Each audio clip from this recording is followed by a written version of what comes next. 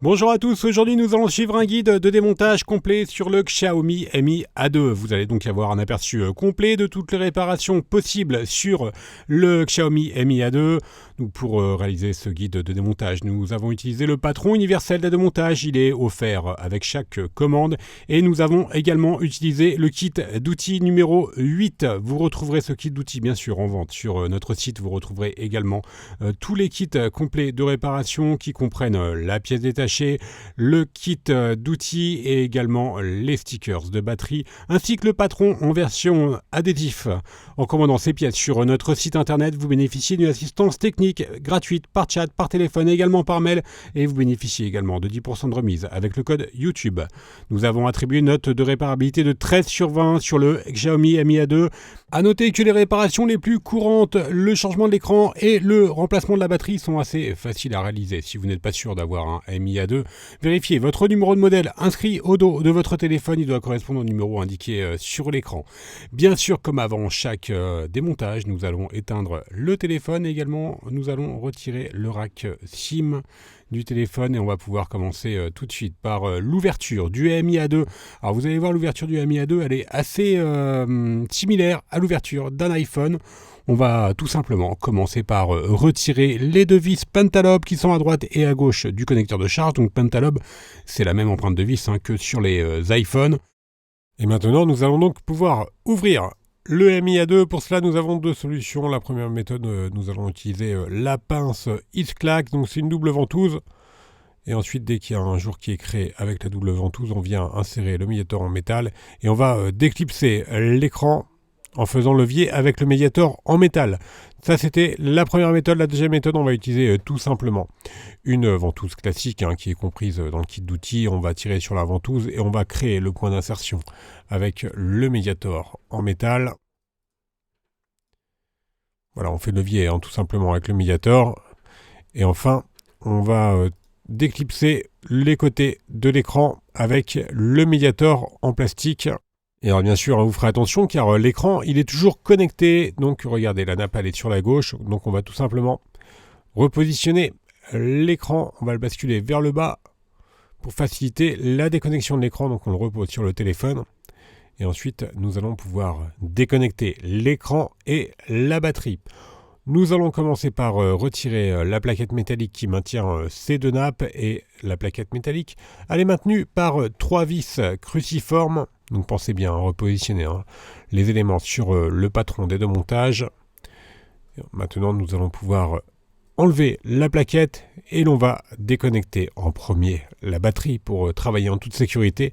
Et ensuite, nous allons faire de même pour la nappe de l'écran. Et on va mettre l'écran de côté. Voilà, l'écran il est à gauche, et bien sûr, et le châssis du téléphone avec la carte mère à droite. Et on va s'intéresser à l'écran. L'écran il est positionné sur un châssis intermédiaire et pour pouvoir le décoller, nous allons devoir chauffer l'écran. La première méthode, c'est d'utiliser un coussin chauffant que l'on applique, que l'on passe au micro-ondes pendant 1 à 2 minutes et ensuite on le positionne tout simplement sur la vitre pour la chauffer.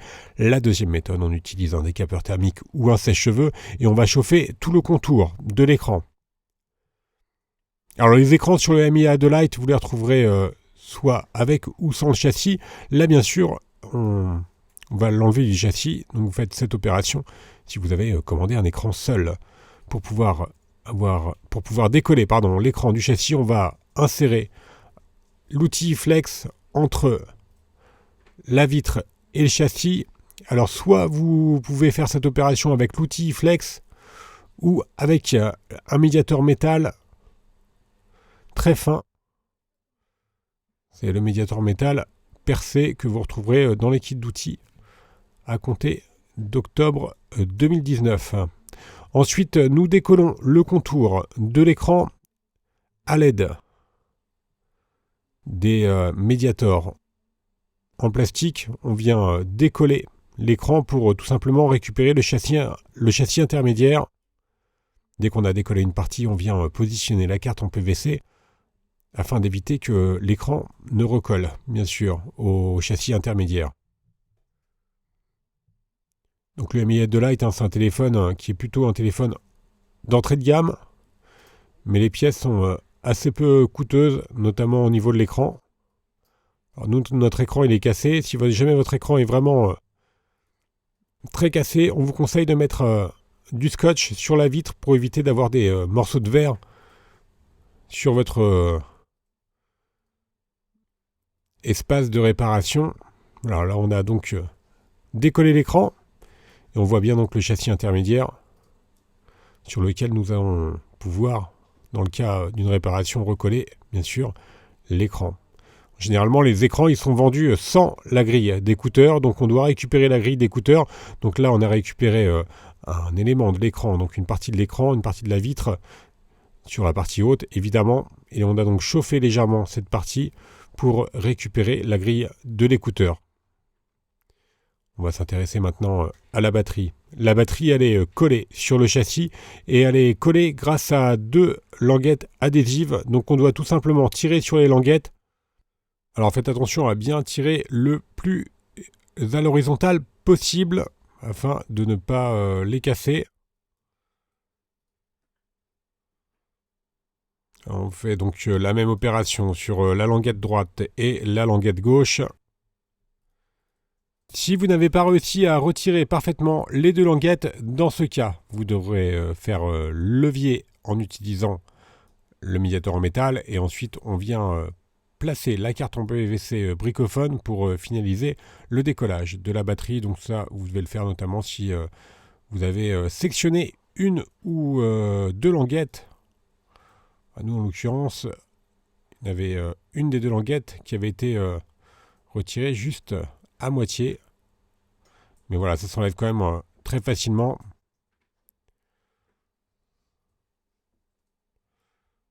Voilà, vous voyez donc, c'était la languette droite qui n'avait pas été enlevée complètement. On va poursuivre le démontage et on va s'intéresser aux haut-parleurs externes et aux connecteurs de charge. Donc on est bien sûr sur la partie basse du téléphone et l'on va retirer les vis cruciformes qui maintiennent donc le haut-parleur et le connecteur de charge de type USB type C. Vous avez vu, il y a une vis avec une pastille, c'est un témoin d'ouverture, juste à droite du haut-parleur externe. Et le haut-parleur externe, justement, on le retire à l'aide de la pincette.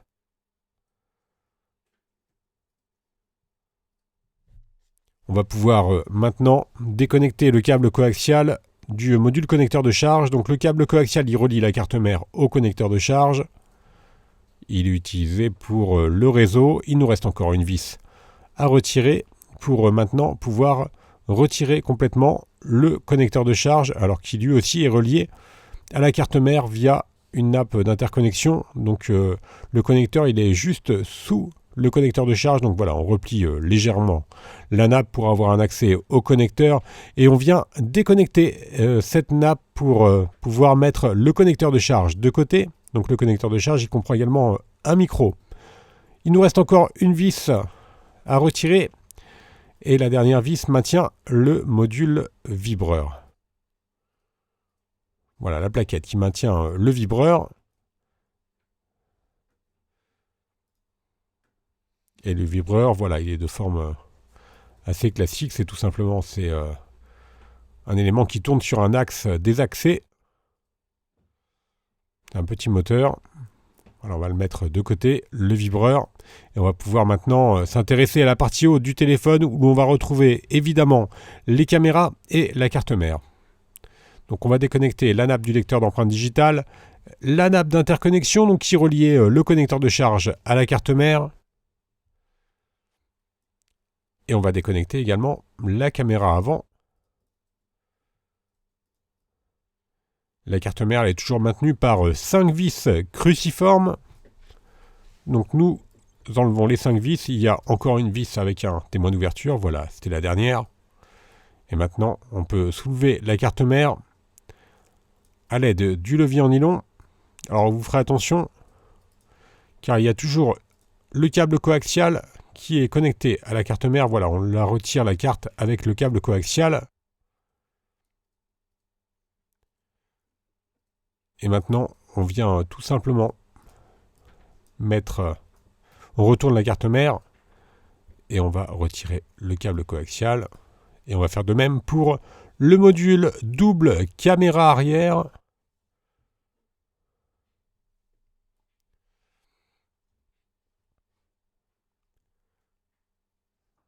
Donc il y a donc 2 nappes à déconnecter. Et pour pouvoir enlever complètement la double caméra arrière, nous allons devoir décoller l'adhésif cuivré qui les maintient à la carte mère. À noter, il s'agit d'un module double caméra. Donc vous ne pouvez pas changer l'une sans l'autre. Vous êtes obligé de changer les 2 caméras ensemble, si jamais une des deux est défaillante. Alors, on va mettre le module de côté. Et on va pouvoir maintenant s'intéresser à la nappe d'interconnexion, au lecteur d'empreintes. Voilà, pour la nappe d'interconnexion, elle est tout simplement collée sur le châssis. Et donc elle passe bien sûr sous la batterie et elle relie, je vous le rappelle, le connecteur de charge à la carte mère. La caméra avant, donc on va l'enlever tout simplement en faisant levier. Sur la coque arrière, il reste encore le lecteur d'empreintes digitales. Alors pour l'enlever, on va devoir le chauffer car il est collé sur la coque arrière et on vient décoller la nappe de la droite vers la gauche à l'aide du levier. Et on va s'aider également de la pincette pour pouvoir décoller complètement le lecteur d'empreintes qui est donc directement collé sur la coque du téléphone. Voilà pour le lecteur d'empreintes digitales. Il y a encore les capteurs qui sont entre les 2 caméras que l'on peut décoller.